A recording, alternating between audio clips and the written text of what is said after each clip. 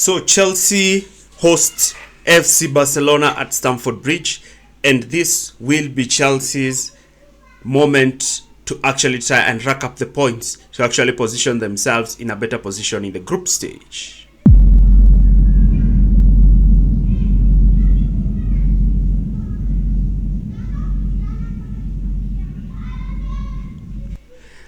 The battle at the bridge will be so fascinating, as you're going to see two young and exciting teams. It's more like Yamin Yamal and Estevao Willian kind of contest. And will it shape a contest that will actually gain traction amongst the world's best young teenagers? Now, Chelsea versus Barcelona head-to-head has seen Chelsea win 4 out of their last 10 games against Barcelona, while Barcelona win just 1. And they have had as many as 5 draws in between them. And remember, Chelsea have not faced Barcelona in quite some time.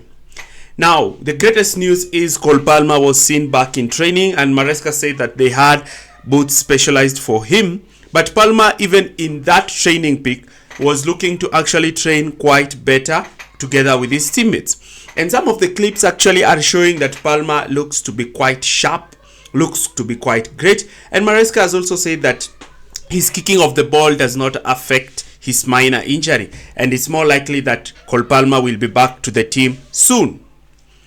Now, if you're new in this channel, do not forget to like, share and subscribe, and also do not forget to leave your comments as they give us a healthy analysis. Now, Chelsea versus Barcelona at Stamford Bridge is such a crucial game for Chelsea, and actually stacks up the early rivalry that both clubs had. So we're going to look at the lineup preview for both teams. Now, for Chelsea, Robert Sanchez will start in goal, and Sanchez in this game is super important considering that his long balls, his ability to actually play balls over the top and to the fullbacks will be super crucial in evading the high intense press from Barcelona. The backline will consist of Gusto and Cucurella starting in the fullbacks position, and the centre-back partnership of Trevor Chalobah and Fofana, which has been tremendous this season, will be super helpful for Chelsea because Barcelona have some quite pacey players, and therefore you need pacey centre-backs who are able to run and look to match them man to man. And I believe that Fofana and Chalobah have really stacked up a strong partnership between themselves, and that might really help Chelsea. In midfield, yes, we are going to have Reece James and Caicedo, with Caicedo starting as the left-sided defensive midfielder and Reece James starting as the right-sided midfielder. And we are going with this lineup because Maresca has deployed Reece James and Gusto against top teams, and Chelsea have looked phenomenal. Now, in the attacking three, I'm going to go with Garnacho down the left. Enzo Fernandez is going to come in but start as that number 10, while Estevao Williams is going to get his Champions League start at that right wing position.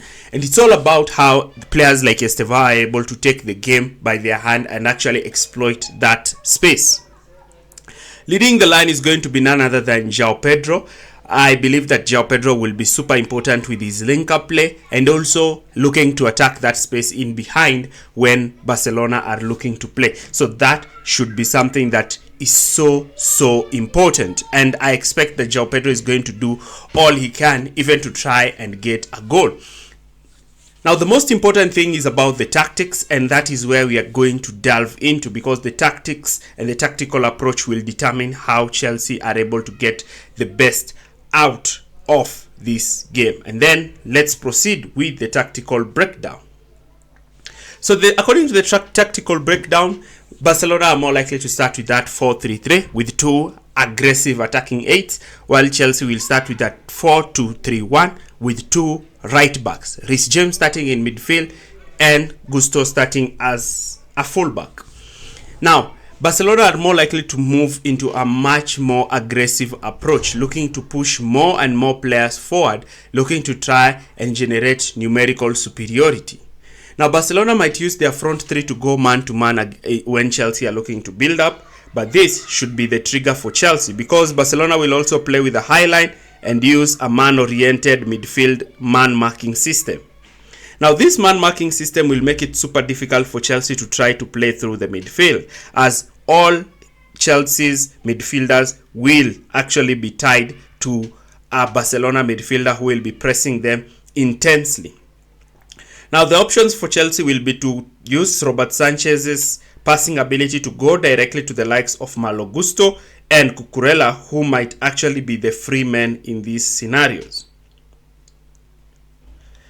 Now, once these players receive the ball, they will be receiving the ball with acres of space and the ability to drive forward. And they should actually look to exploit the ability of Barcelona's wingers not looking to actually push forward to press. Now, one way they can look to do this is that once a fullback steps out to cover the Chelsea fullback, then they should be looking to play the ball to the midfielder, who automatically looks to play the ball in space. And Chelsea's front three should be ready to make runs behind that backline. And one player who's going to be super crucial in this scenario is Alejandro Garnacho. Garnacho likes to make those runs, and Garnacho is super fast, and that can really make it so dangerous. Alternatively, Maresca might try to ask Robert Sanchez to be much more direct, looking to play balls, especially when Estevao looks to drop deep and then Gusto looks to make that overlapping run, similar to what he did during PSG game.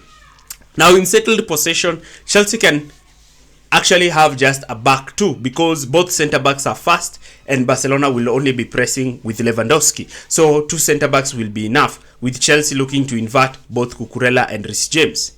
This might draw Barcelona's midfielders onto that midfield to stop Chelsea from building up. And this now might open up gaps for players like Gusto or Estevao or Fernandes picking the ball in between the lines. And once the ball is played to Estevao or the wide areas, the main aim is to try to have players making runs in the half space so that Chelsea can look to have cutbacks as well as shots from these half space positions. Now, without the ball, Chelsea can look to press Barcelona with a 4-4-2, with Enzo Fernandez joining João Pedro in that press, while Garnacho and Estevao tucking in deeper, with the midfield looking to stop central progression. Once the ball is played towards the wide areas, then the fullbacks should be ready to step out and actually look to try and create those kinds of problems for Barcelona if they attempt to play through the fullbacks. Now, when Barcelona have settled possession, they'll be looking to move into what we call in something more of a 4-1-5, meaning that they're looking to overload Chelsea's backline. This is where Reece James and Gusto come in. Because Yamal is so technical, it will be upon Cucurella to be super touch tight on him, making Chalobah to actually shift across. And this might see Reece James dropping into the backline, with Fernandes dropping in midfield alongside Caicedo. And that is the reason why Maresca always prefers to have both Gusto and Reece James starts after a very strong game. So the tactical analysis of using 2 right backs might be so good, as it's something that Chelsea have used before and Maresca has used before against top teams, and it has worked. So I do believe that it's something that Maresca can do. It gives a balance of both defense and attack. Now I move to the most crucial part, which is actually giving you my prediction. So I'm going to be super optimistic. So I'm going to go with a 3-0 Chelsea. I think that high line will probably suit Chelsea quite well. Now, if you've enjoyed this video, do not forget to like, share, and subscribe.